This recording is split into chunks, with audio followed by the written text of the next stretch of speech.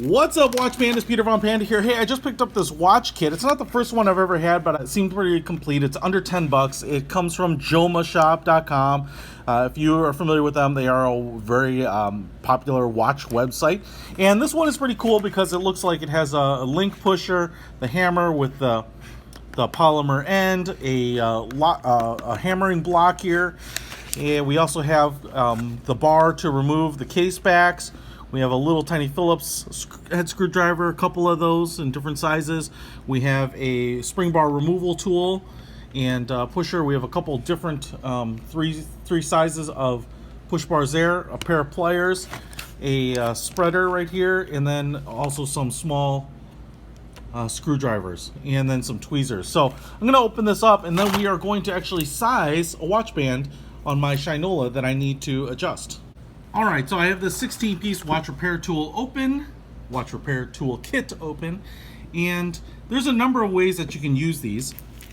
What I have here is my Shinola Air Force One watch, and I want to just show you that as I put this on my wrist, what we have here is a loose bracelet style wristband. Now, adjusting these is a little bit more of a guessing game than you might think, and one of the things that's kind of a little frustrating sometimes on these types of links is that there isn't like a real micro adjustment. So on like divers watch bands, the clasp here usually will have a little bit, maybe a centimeter with 3 or 4 positions to, do some micro adjusting, which can kind of dial it in right.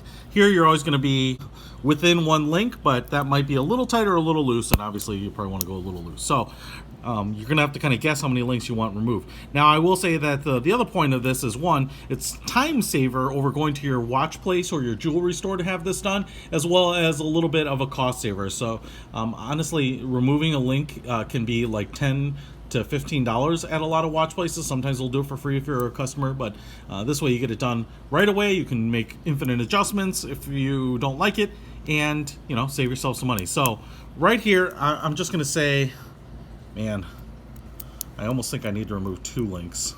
Let's get 2 links removed on this bad boy, and let me start showing you how that's done. Now, the first thing I want to point out here is that you see these little arrows printed and pressed into the links on both sides, and that is the direction that the pins want to come out. So the arrows are pointing this way, so we're going to push the pin out and pull them out this way, and then we're going to put them in the reverse order here. Now, the tool that I'm going to use for this, and you can kind of hammer them out a little bit, is this little press here, and there is a little tiny pin insert, obviously, that has to go in there. Screw this in here, this little pin, oops, get that in there, and then this goes in here, and then that will push the link out. So this is going to be a little more difficult. I'm not going to focus on both of these, but because I want to keep the deployment class here centered, I want to remove one link here and one link here just to kind of keep that centered. So what we're going to do here is I'm going to put this in here in the same direction. So you might be able to see there. The arrows will be pointing in the direction that I'm going to be pressing them. So I've got the pusher on the pin. I'm just going to give it a little twist here. And I can see it coming out the other end there. You can see the pin coming out, so I'm just going to pull it back. And now I can take the pliers that were included in the kit here, a little pair of needle nose, and just pull the pin out. And then just repeat that to remove any of the pins and the links that you need to remove. And then to replace them, just line up everything and then put the pin back in kind of the opposite direction of the arrow, and then just pound it in with the little hammer. Once you get it down almost flush, you want to use the polymer end of the hammer and to knock it in so you don't scratch the links. And then if it's not quite lined up, use the punch and just line it up with the pin and tap it a little bit just to make it flush.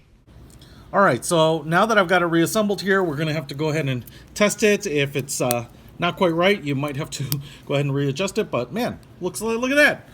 We got a winner. The deployment clasp is nice and centered still, and here's the watch right on my wrist, and feels great. It gets a little wiggle, allows me to breathe, but it's got just enough resistance to hold it in place. So I really like this kit here. It was great. It's got everything I need to do the watch band adjustments, and man, it's a good value. So for $9 or so, you can do this at home.